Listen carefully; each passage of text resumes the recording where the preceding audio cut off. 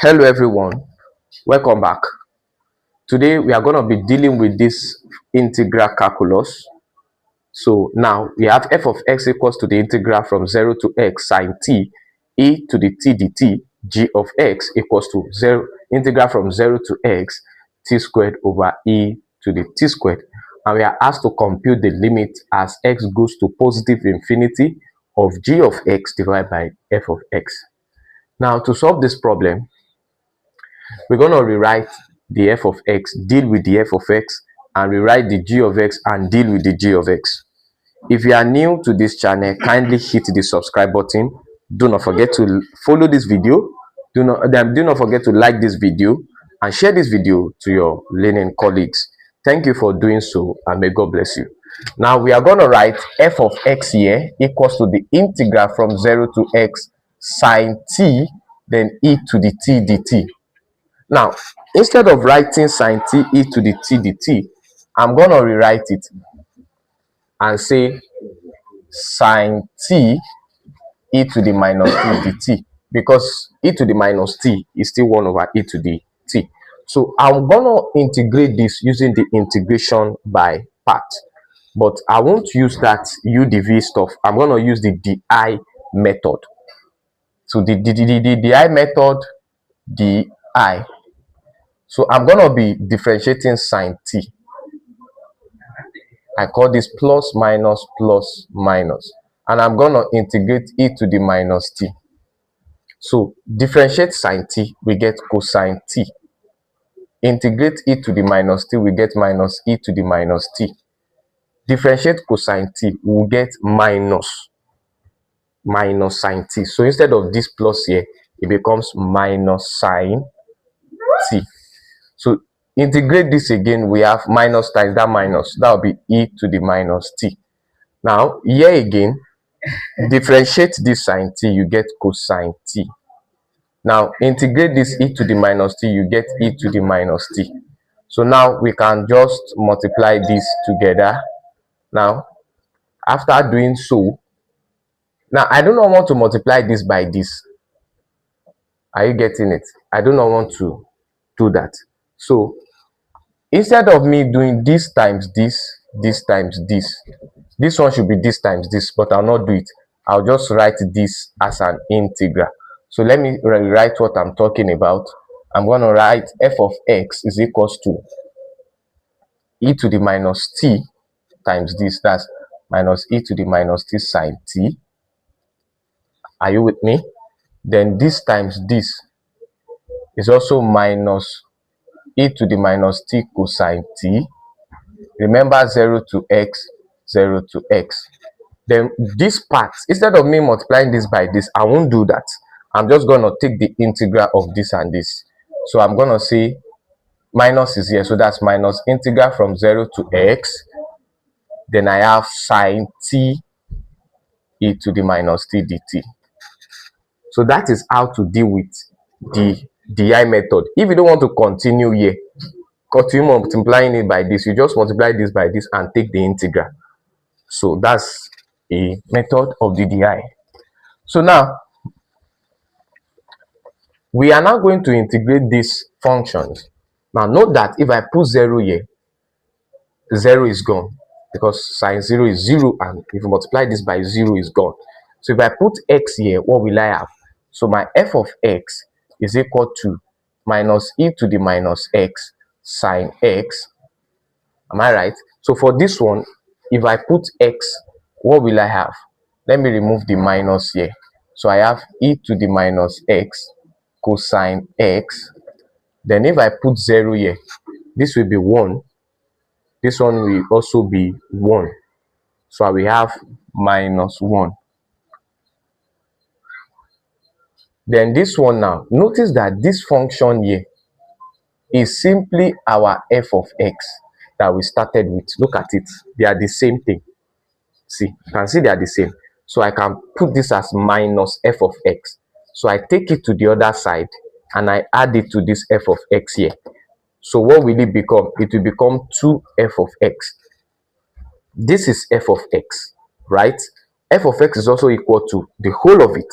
So I take this f of x to this side because it's having minus and becomes 2f of x. So this one will not appear in this side again.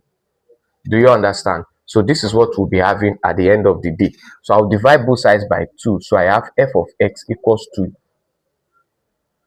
minus e to the minus x sine x. Then this will become plus 1. Then minus e to the minus x cosine x. Then all divide by 2. Because I wanted to divide it by 2. So we are going to set this result aside. All right. So I'm going to rub off this, please.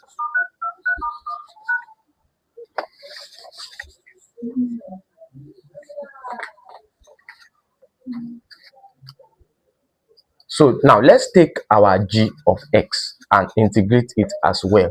So g of x is equal to the integral from 0 to x of t squared. Instead of writing it over e to the t squared, I'll write it e to the minus t squared, then dt. Right? Now notice something, that I can make u to be t squared. So let u to be equals to t squared. So I have my du is equals to 2t dt.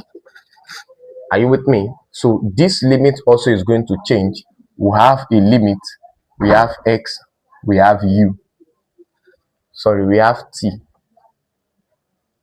So when my s is equals to, sorry, I have t and I have u. Are you with me? So when my t is equals to x, I will have my u to be equals to x squared. And when my t is equals to 0, my u is 0. So I'm going from 0 to x squared. Now, t squared is here. And I set it to be equals to u. And this all of thing will become e to the minus u. Now, my dt is du over 2t. I can bring this 1 over 2 here. Are you with me? So I have g of x is equals to 1 over 2, the integral from 0 to x squared. Now, this one, instead of us using t here, from here, if you take 1/2 on both sides, or take square root on both sides, we have t equals to square root of u, and t is equals to u raised to 1 over 2. So I can just put u raised to 1 over 2 here. U raised to 1 over 2. Now this is power 1, and according to indices, 1 minus 1 over 2 is simply 1 over 2. So I'll have u raised to 1 over 2 left here, then e raised to minus u, then du. So since I've still set this aside, okay, now notice that this function is g of x, and we are looking for the limit as x goes to a positive infinity of g of x divided by the f of x.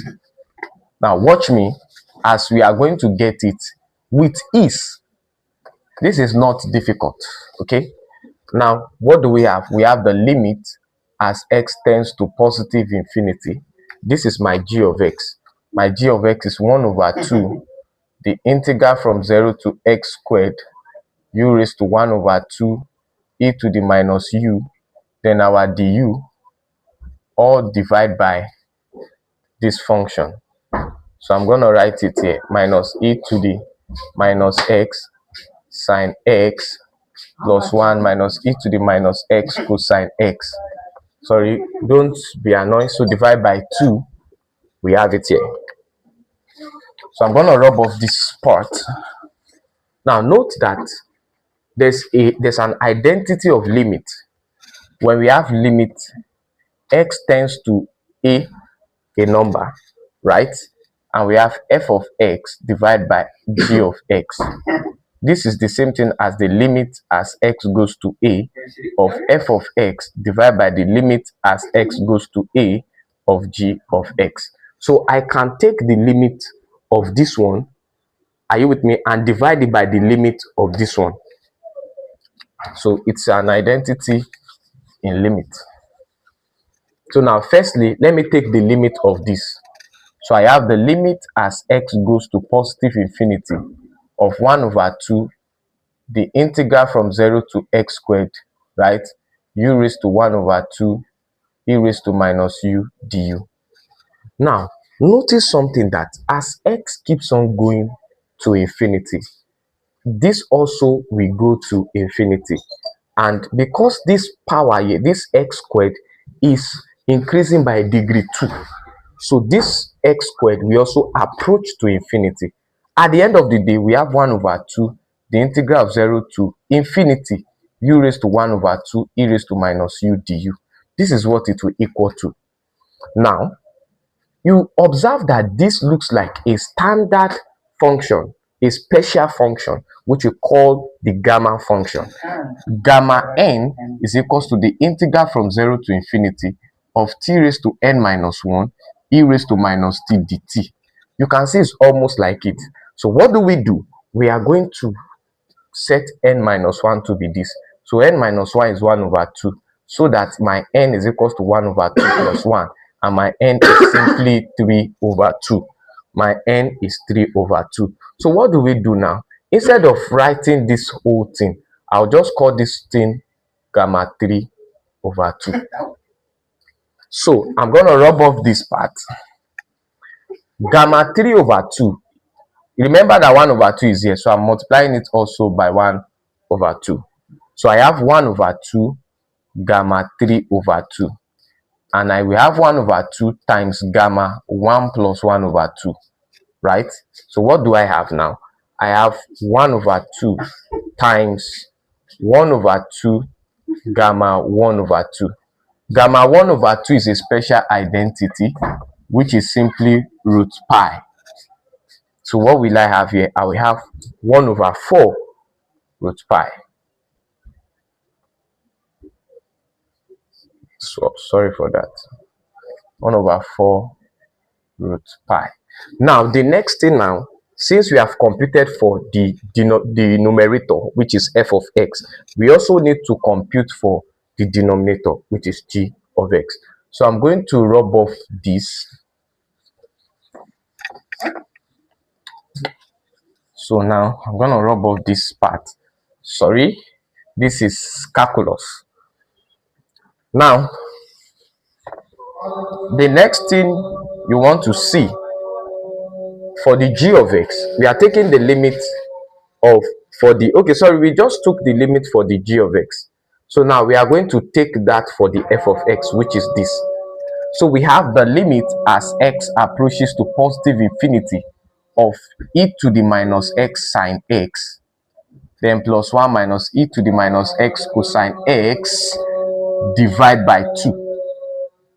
Are you with me? So now, after doing that, we are going to put infinity here. Note that 1 over e to the infinity, because this is the same thing as 1 over e to the x. And as x keeps on increasing, e to the infinity keeps on increasing, so that we will have a big number in the denominator. And whenever we have a big number and we are saying 1 divided by the big number, it will tend to 0. So this is 0. Everything here is 0. This is also 0. Everything here is 0. We are left with 1 over 2. So now our final answer is taking this divided by this. Remember that this was what we got for our g of x. This was what we got for our g of x, right? Sorry, let me do the arrow properly. So this was what we got for our g of x, this stuff here. Now this is what we got for our f of x. Now our final answer will now be 1 over 2 divided by 1 over 4. Sorry, I mean 1 over 4 root pi divided by 1 over 2. Do you get that now? That will be our final answer. So now let's look at it.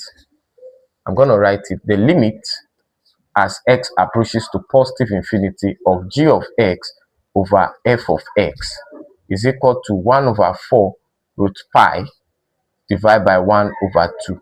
Now note that this here 1, this here 1 over 2. So that the limit as x approaches to positive infinity of g of x over f of x g of x over f of x, sorry, g of x over f of x is equals to 1 over 2 root pi. So that is our final answer, 1 over 2 root pi. This is our final answer. If you find this video interesting, and I trust that you're gonna find it interesting, kindly hit the subscribe button. Do not forget to share this video and subscribe to the YouTube